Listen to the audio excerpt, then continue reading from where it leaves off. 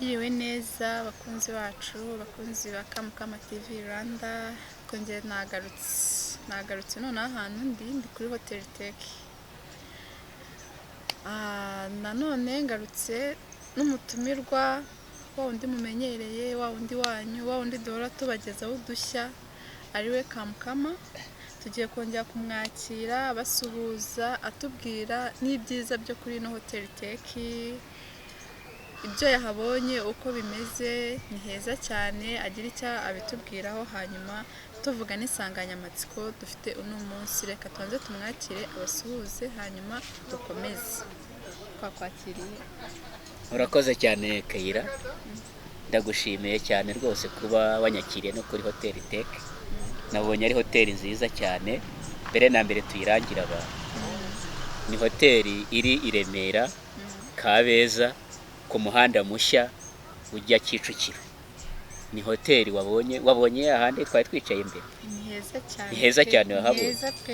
Amafunguro yaho igikoni cyiza. N'ahantu wasohokera n'umukunzi wawe. Uburyo bwo guteka butandukanye, amafunguro ya Kinyarwanda, amafunguro ya kizungu, abakunda amafiriti n'ibikaranze, kandi n'abafite ibirori.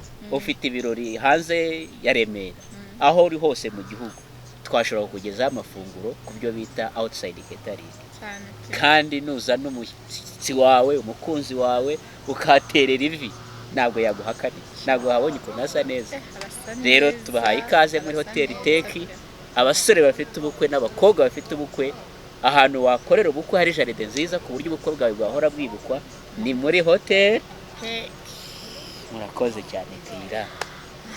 Ubwo rero twagiye ngira ngo mwabyumvishe mwebwe bakunzi ba Kamukama TV Rwanda, murasaba gusohokana abakunzi mubakorera udusurprise mubazane kuri Hotel Tech. Ni heza pe, ni heza, bafite na serivisi nziza, bita ku bakiriya byiza cyane. Ubwo twagiye rero ku nsanganyamatsiko y'uyu munsi ikintu tugiye kuganira kiravuga ngo impamvu zishobora gutuma umukobwa ukunda kandi utereta akwirengagiza. Mwabyumvisha, umukobwa ukunda kandi utereta akwirengagiza. Twakire Kamukama tubwire izo mpamvu. Ariko manange Kayira uzamuramo amagambo akomeye. Ukaba utereta umukobwa kandi umukunda ariko akakwirengagiza. Ibi mbivuge magazera. Ibi Kayira, mbivuge magazera. Ariko ntacyo. Ngiye kubyicarira wa mugani w'abarundi. Buruza abarundi Kayira, ikintu gikomeye, ijambo rikomeye, baravuga ngo araryicarira. Mu gihe twebwe mu Rwanda tuvuga ngo ijambo rikomeye ruvuga uhagaze, mu Barundi ho uraryicarira. Rero reka uyu munsi mbu Murundi iri jambo ryicarira ngo ni impamvu umukobwa ukunda kandi unamutereta ariko akakwirengagiza. Mbega basore, se buriya araniwe ntabwo abwirwa ara. Araza kutubwira mu magambo make urimo urambwira ngo reason is why she is suddenly ignoring you and what to do about it. Niba kwirengagiza kandi umukunda, ni iyihe mpamvu ibiteye? Mwa basore mugiye kubyumva. Impamvu ya mbere akwirengagiza, she is tired of waiting for you to make the first move. Arambiwe kugutegereza ngo uvuge ijambo. Yararambiwe. Mwaragenda bihora umubwira, mugasohoka, mukarya, mugataha, ejo merekeza ukamuherekeza. Umukobwa yategereje ko wavuga impamvu y'ubushuti bwanyu, yarahebye. Abantu barakubaza ariko se uriya mugendana n'isheri nawe ukumva nubizi. Ukavuga uti rero ntabwo mbizi, turagendana ariko nta kintu aravuga. Abasore bameze nk'ati. Noneho hari abasore bagira ubwoba, akabakunda umukobwa ariko agatinya kubivuga. Umukobwa agategereza ko umukobwa akisokoza, agahindura imisatsi, agategereza umuhungu bazavuga reka da. Ejo agahindura ipantaro, akambara ipantaro, agategereza umuhungu ko avuga reka da. Ejo akavuga ati none reka nambara ijipo, umuhungu reka da. Ejo akashyiramo ikanzu, umuhungu reka da. Ni ukuvuga ngo akagera akavuga ati se nzahera he none hari ibyo bivuga. Akumva umutima yabivuga, ariko kubera abakobwa n'imiterere yabo n'ukuntu Imana yabaremye agaceceka. None yategereje agera hakagira gute, akarambirwa, yarambirwa wamuhamagara nakwitabe wamubwira ngo tujyane ahantu akakubwira ko afite gahunda nyinshi, ni ukubera iki? Yategereje ijambo rirabura, ntabwo azi mupfana iki. Ariko se ni ubushuti bumeze bute? Ese buriya abajyana niduhura n'abantu ndavuga ngo ndi kumwe nanjye, ese abo mu rugo hora bambaza ngo uriya musore mugendana, nanjye nabuze ibyo mbabwira. ese ubundi ikintu ndi kwibaza aho ngaho, cyagiye mugendana nk'inshuti agutereta gute ubundi atabasha no kukubwira ko agukunda? Si ibyo se mwa basore mwe rero, niba mundeba, niba ugendana n'umukobwa umukunda, mumanuka epfo mumanuka ruguru, mutambika muzamuka, vuga ijambo, vuga n'impamvu. Ndashaka gushyira mu mago bigende bitya, umukobwa guhakanire cyangwa kwemere. Indi mpamvu ya kabiri rero, iyo wayumvise, indi mpamvu ya kabiri, you are giving her mixed signals. Uramwereka ibimenyetso bikamucanga akayoberwa icyo ushaka kuvuga. N'umunsi umwe uramuhamagara, hello sheri, akavuga ati noneho banza birimo gucamo. Bwacye, hello sister. Noneho bamwe ukababwira ngo uriya mukobwa mukunda nka mushiki wanjye. Ejo ukongera uriya mukobwa ndumva mukunda. Noneho umukobwa yarayobewe, ariko se mbe urajerejera wabuze amahitamo. Is she my lover? Is she just a best friend? Urabizi kayira nk'ubu dushobora gukundana ariko turi best friends. Ukaba ubizi ko mfite girlfriend nawe ufite boyfriend. Tukanayibabwira tuti nubwo muna tugendana we are just friends. Ariko hari noneho n'ukuyobera ibyo ari byo, agahora akubwira mixed signals kugeza ubwo akaguha ibimenyetso bitandukanye ku buryo uyoberwa ibyo ari byo. Rimwe akakwandikira message kwita sister, ejo akaguha indi message kwita sheri, ejo akaguha indi message kwita best friend, ndetse ukavaho ukayoberwa ibyo ari byo. Impamvu ya gatatu, maybe she is not interested in you. Impamvu arimo kwirengagiza, urimo uramwereka urukundo ariko arimo arakwirengagiza, ahari ntabwo wowe akwiyumvamo. Icara neza utekereze cyangwa umubaze mu by'ukuri, ese urankunda? Ko nakubwiye ko ngukunda, ko bigenda gutya ariko nkabona rimwe na rimwe uranyirengagiza. Really, do you love me? Urankunda? Utegereza guha igisubizo, wikomeza guceceka ngo ibihe bizakemura ibintu. Ushaka gutegereza igihe kinini bigasoza ntacyo ubonye kandi warataye umwanya. Aha arashobora kuba atari interested, ukamubaza akakubwira. Indi mpamvu ya kabiri, you are acting too needy. Umukobwa urimo uramwereka cyane ko umukeneye. Iyo umukobwa mwa basore mwe wowe urimo kundeba, iyo weretse umukobwa ko umukeneye cyane, the more you show that you need her, ni more akwirengagiza. Ni ukuvuga ngo jya seriye, umwereke ko utari kumwe nawe hari ubundi buzima ukomeza. Tekereza, dufate urugero, umukobwa uramubwiye ngo tuze guhura, hanyuma yakubwira ngo ya gahunda irapfuye. Neza ukajya kuyahuza inzoga, ugasanga ntushaka kuvugisha abantu, mu rugo wabiciye, ku kazi byakunaniye, ibintu byose. Ariko ndumva ibyo ngibyo nk'uko uwo muhungu byamubaho, ndumva n'umukobwa byamubaho. Ko n'umukobwa umuhungu weretse cyane ko umukeneye, nawe yagukora ibyo ngibyo nawe wamukora. Rwose ni ukuvuga ngo ku mpande zombi wikwereka umuntu ko afite ubuzima bwawe, wikwereka umuntu ko udahari yapfa. So don't act too needy. Mwa basore namwe mwa bakobwa mwazabazanira point zanyu nubwo iyo ngiyo twese twayihuriraho. Ikindi cya kabiri nako indi point ikurikiraho, maybe she just need more time. Muhereza igihe abanze abitekerezeho. Ushaka kuba urimo kumwihutisha cyane, none uko kumwihutisha bikamutera kukwirengagiza. No kuvuga ngo give her more time to think. Niba waramusabye urukundo akaba ataragusubiza, noneho wamuhamagara agasa no kwirengagiza, wihita utekereza ko yakwanze. Birashoboka cyane ko arimo gushaka umwanya wo gutekereza neza kuri icyo kintu no kureba niba urwo rugendo agiye gutangira azarushobora. Ararwiteguye, yiteguye kugendana nawe, noneho muhakanya abanza atekereze neza. Ikindi, maybe she is just bored. Ashobora kuba narushye kubera utuntu umukorera byinshi.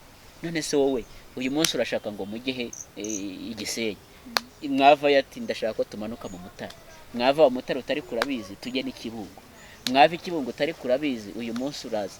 Buri munsi hari abasore iyo yageze inshuti abagira ngo umukobwa ahore mu nzu iwe amusura, ayo ejo uzagaruke sheri, nukuri uragiye ariko ndumva ngukumbuye nukuri, kandi ubwo uracyamuherekeje, noneho yageraho akumva arakurambiwe, she's bored. Birajya guhura na ya point you acting too needy, urimo uramwereka ko umukeneye cyane. So ni ukuvuga ngo muhereze umuntu umwanya, hereza umuntu umwanya. Ikindi, she's just busy juggling with things in her life. Nano ashobora kuba ahuze cyane kubera utuntu arimo gukemura mu buzima bwe busanzwe, noneho ugasanga ntabwo ushaka ko mu mwanya ngo akemure ibibazo bye by'ubuzima, urashaka kumwereka ko priority ari wowe. Ariko umuntu ashaka kuba afite ibindi akemura, ashaka kuba ashaka kurangiza amasomo, ashaka kuba hari ka business yatangiye ashaka kubanza gushyira ku murongo neza. Akaba ariyo mpamvu akavuga ati ninjya mu bintu by'urukundo birimo kugenda cyane, gutembera, umwanya munini kuri telefoni, gusurana, kuba controlled n'undi muntu, kandi natangiye aka business, natangiye amasomo, hari ka course ndimo gukora, cyangwa hari musaza wanjye ufite ubukwe ndagira ngo mbaze ndangize ubukwe bwa musaza wanjye cyangwa bwa mukuru wanjye. None ugasanga abagabo cyangwa abahungu ntabwo barimo kumva ko umukobwa hari utuntu yajyamo twatuma babizeho gatoya, noneho ugasanga atangiye kurakara. Nawe impamvu ashobora kuba arimo kwirengagiza, ashobora kuba ari bize muri utwo tuntu agira ngo niturangira muzavugane neza. Wa musore rero wikwiheba, tegereza nakubwira ngo ndi bizeho mu tuntu runaka, muhereza akanya abikemure, nibirangira musubukura ibiganiro byanyu. Ariko akabanza akamekinga sure yuko icyo gihe azakibona, cyangwa se ari impamvu yo gutuma amuca intege cyane rwose. Noneho indi point, she's upset because of something bad you did. Ashaka no kuba yararakaye kubera ari ikintu kibi wamukoreye. Noneho ugasanga hari abagabo, hari abasore cyangwa abagabo bakosa, umukobwa akamwereka ko yakosheje, ariko akamubwira mbabarira dada, mbabarira sister, akumva ibyo bihagije gusa. Noneho kandi umukobwa yarababaye, ikintu cyaramurakaje, cyakoze ku marangamutima ye, cyakoze ku mitekerereze ye, ararakaye. Noneho abagabo natekereze ko umukobwa yarakaye, ko bisaba umwanya wo kugira ngo cya kintu kimushiremo, umukobwa ahita uvuga uti yaranyanze yamvuyeho. Ahubwo icyo usabwa n'iki, ni ukumusaba imbabazi, ni ukumwegera cyane, ni uguhindura cya kindi wakoze, ukava muri ubwo buzima bwo kugikora icyo kintu, ukareba ko yazagaruka. Ariko nanone mwabahungu, hari indi point, there is a possibility maybe she's having someone else, cyangwa she's seeing someone else. Nanone birashoboka ko afite undi muntu, mukaba muri babiri, none hakaba yari mu buzima bwo kubagereranya, yatangira kukwirengagiza, bikagaragara ko hari ibyo abona byiza cyane ku wundi wakwiye kukureka. Wa muhungu we, numenya ko iyo mpamvu ihari, hari undi, ntabwo ari ubakuremeye, hari abandi bakobwa beza, hari abakobwa bavuka, hari abakobwa babyiruka. Nukunda umuntu we nagukunde, ni ubuzima busanzwe, jya kureba uwundi, wejya kurwana n'uwo muntu ngo aramugutwara, aramugutwaye se n'umwana wawe, aramugutwaye n'iki cyawe, mwese muri competition, nibo murakompitinga. Hanyuma akanyuma gakomeye cyane, maybe you make her feel insecure. Ahari ushobora kuba utuma we adatekanye. Dushobora gukundana, ushobora gukunda umukobwa, ariko rwa rukundo rwawe nawe rukaba rutamuhaye amahoro. Rimwe na rimwe nawe agukunda ko, ariko mu rugo barabyanga. Iwawe umukobwa bashobora kuba batagukunda, cyangwa bashobora kumubwira bati uracyari muto ntabwo ibyo bintu byemerewe, cyangwa babwira bati turakiga turabyanze banza wige, cyangwa se uriya muhungu ntabwo tumukunda kubera imyitwarire twamwumviseho. Noneho ugasanga ko bamukundana, umukobwa ntabwo bimuha umutekano. Rero bisaba ko umuha igihe ukamubaza uti kuki unyirengagiza, nawe azakubwira ati rero nanjye ndagukunda, ariko bimeze gutya na gutya, reka turebe ko bizakemuka, duce mu nzira iyi n'iyi, ahari byagira bite, ahari hari uburyo byazakemuka. Nabyumvise Kayira. Rero izo mpamvu mwabasore mwabagabo zishobora gutuma koko umukobwa akwirengagiza. Ni wowe kumenya, ni wowe gushakisha ukamenya impamvu akwirengagiza. Wasanga iyo mpamvu wayihanganira ukamutegereza, ugategereza, wasanga ari impamvu ituma yarakuvuyeho burundu, ugashaka izindi nzira n'andi mahirwe. rero mu magambo make mwabasore impamvu umukobwa mukundana akwirengagiza zishobora kuba ahari yategereje ko ari we wa mbere utera intambwe wananiwe kuvuga, yarategereje yarahebye akageraho akakwirengagiza, cyangwa se uramwereka ibimenyetso bitandukanye, rimwe mukunda nka mushiki, ubundi ukamwita umukunzi, ubundi ukamwereka ko witeguye, ubundi ukaza ukamubwira ibintu byakomeye ntabwo niteguye, ntuwangwe yewe ibintu ibyo ari. Ashobora kuba noneho atanakwitayeho, atari interested, yenda atagukunda. Biranashoboka ko nanone biterwa no kumwereka ko umushaka cyane, gabanya kumwereka ko umushaka. Hanyuma ikindi, muhereza umwanya ahari hari ibintu arimo gutunganya. Indi mpamvu, mureke ashobora kuba yarabushye ibyo umukorera, ashobora kuba byarabaye byinshi se, cyangwa se ashobora kuba atabyishimira akaba yarabaye bored. Ashobora nanone no kuba hari ikintu kibi wamukoreye akaba afite umujinya cyangwa uburakari, birashoboka nabyo. Nanone kandi birashoboka ko haba hari akunda undi muntu. Niba akunda undi muntu biveho, ushaka undi, bakobwa barahari. Nanone kandi ahari mu rukundo rwanyu nta mutekano afitemo, none akumva afite ubwoba bw'ubuzima bwe, muhakanya akwereke ko atuje. Ndabakunda kandi ndabishimira, abankunda bankurikira, Imana ibaho umugisha. Kayira, sinzi niba hari ikibazo, hari icyo wongeraho. Jango mwabyumvishe byavuze birahagije, birumvikana. Ikintu ngiye nabasaba ni gukora share, likinge, subscribe, comment, ibyo byose birakenewe kuri mwebwe kugira ngo turebe yuko bino biganiro mubyishimiye n'ubutaha tujye duhora tugaruka. Ndumva ari ibyo ngibyo, murakoze cyane.